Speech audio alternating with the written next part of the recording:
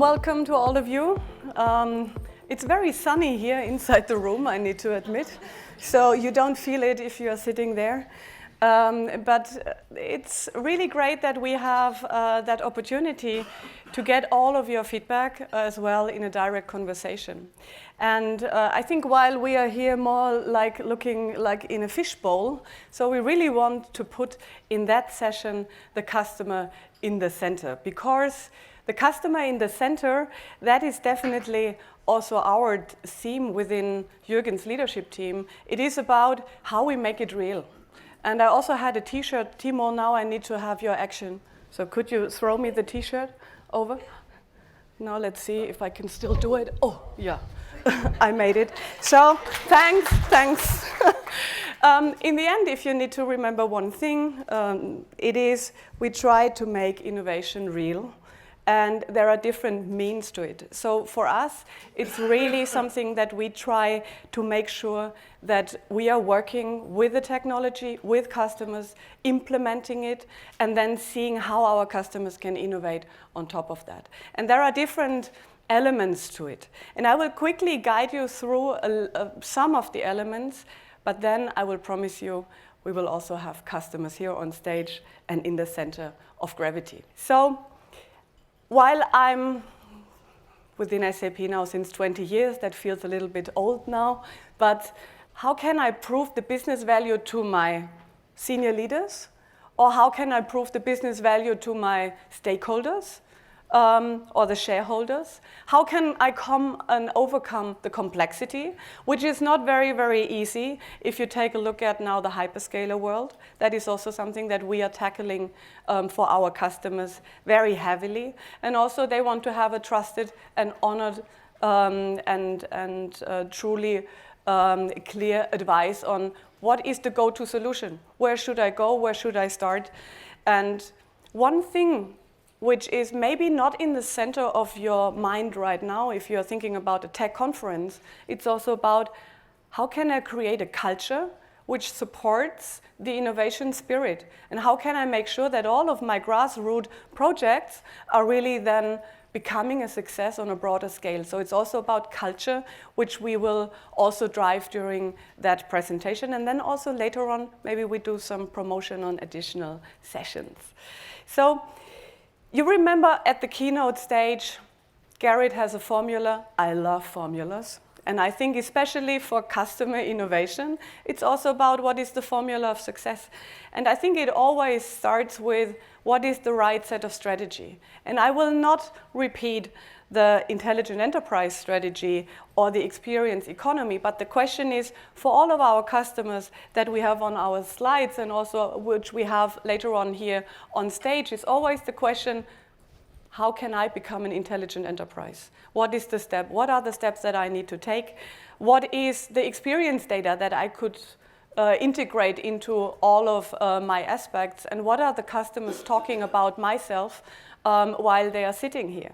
And I think those are the elements, those are the data that we can combine, but we can only combine if we have the strategy in front of us. If we have, secondly, then also multiply that strategy with the right set of technology.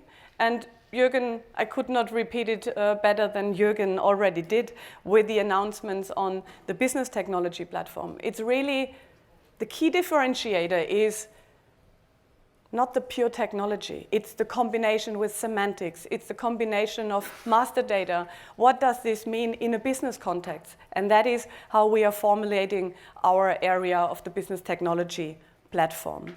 And to come to that, it's also the question of an approach for innovation. And I think if I would ask you individually what is innovation for all of you, I'm pretty sure that I get a lot of different answers.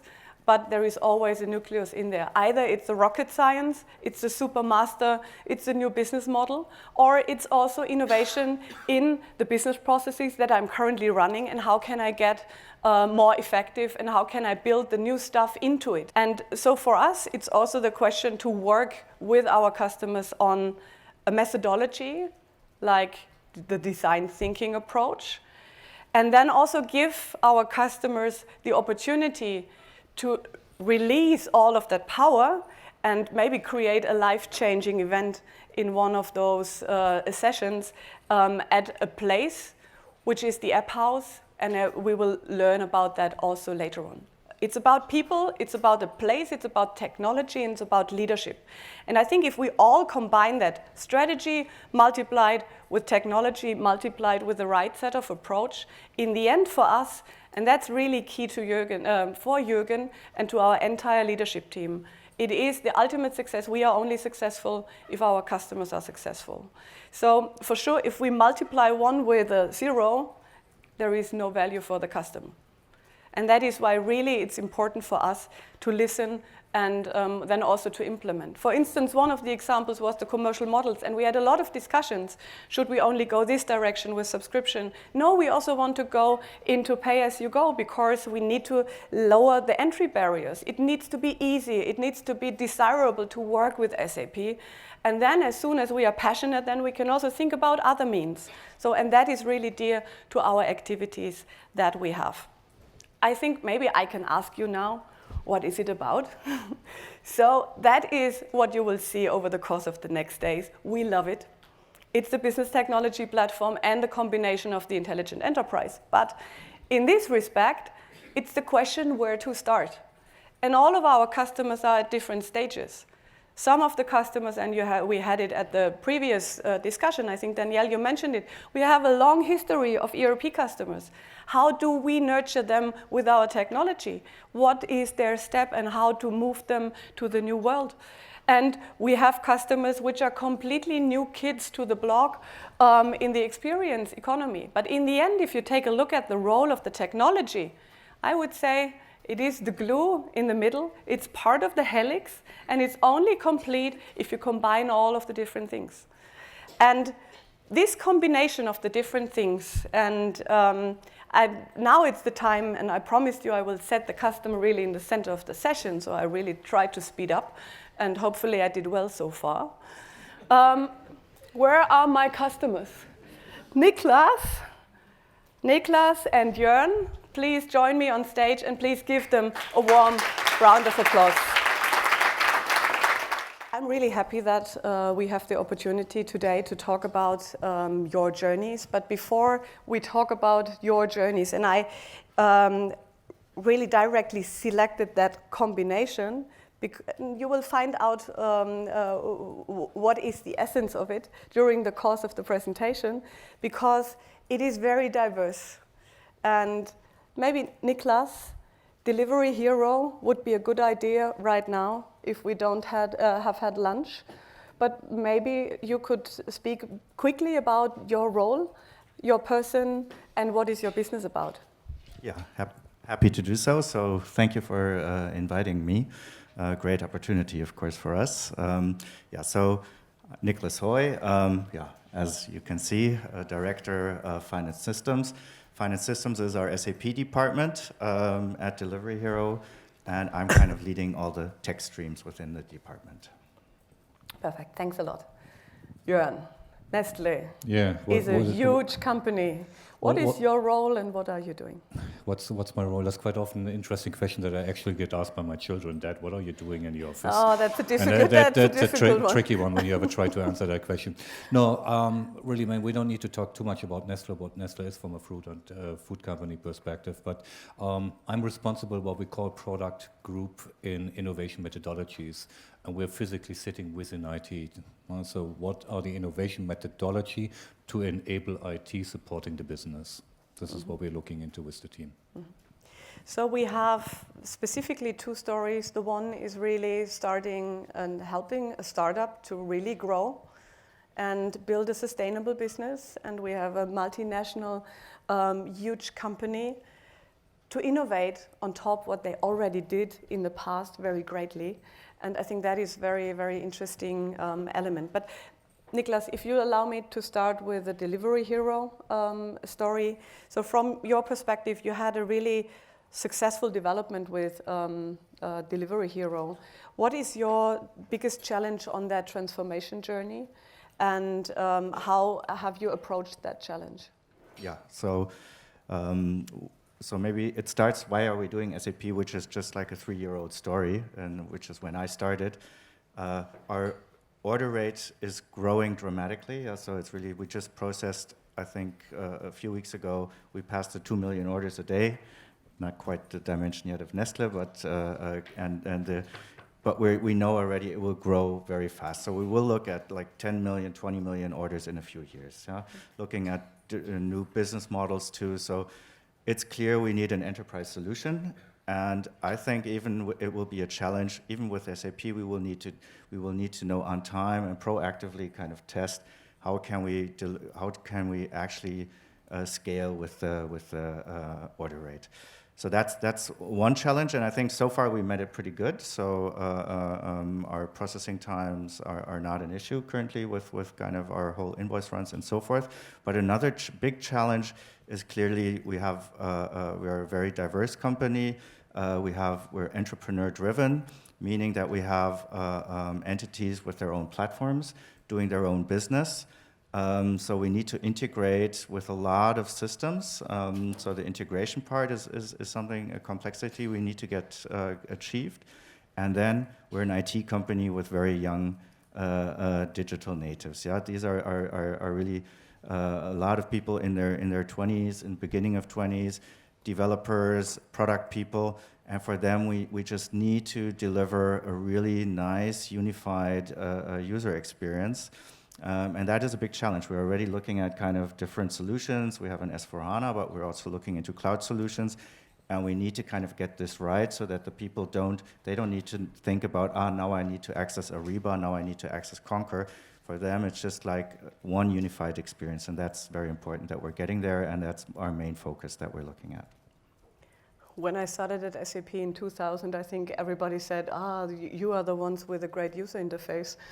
And I said, now this has massively improved. So Niklas, what does the term intelligent enterprise mean to you specifically in your project, especially also working with the digital natives and... Yeah, so actually I can just follow up what I just said. We are really focusing on the unified user experience. So we are heavily looking into building kind of workflows, for instance, in the SAP Cloud Platform, and using the business rules so that, for instance, the functional entities can define their business rules themselves. They don't need to come back to us to say, okay, we need to change some threshold value or whatever. So really giving this out to the user, and we're looking at kind of ubiquitous channels, let's put it this way. So looked at a kind of a bot integrated to Slack. It's still kind of in a POC phase, but it's clear we need to be mobile. We need to kind of deliver into several channels. And of course, things that can be automated, we should just automate. That's kind of what we're focusing on. So, and especially also the hyperscaler world is not something which is new to you.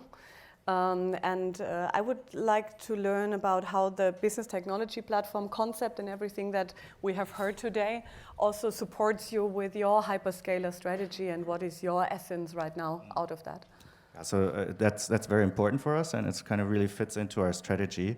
So as I said, the order rate grows so fast that we are we are the people who will do SAP standard if it's somehow possible. Because of the diversity of platforms and so forth, we need to be kind of rather strict on standards. But of course, we need to kind of be open sometimes for certain technology approaches that are more like cloud native. So let's put it this way: invoice run for us is a huge load that we are processing. The creation of PDFs is something that is kind of something that where we know already we will get into a problem sometime. Now we can look at direct integration with some serverless functionality and really scale out. So this is something that is now made available via the integration with the hyperscalers. And that is also something that pretty sure that Gunther will later on touch heavily in his speech. This is where we went through our portfolio and said, what are the services that really make a difference to us? What are services that we wanted to orchestrate from the perspective and to create them in a seamless experience?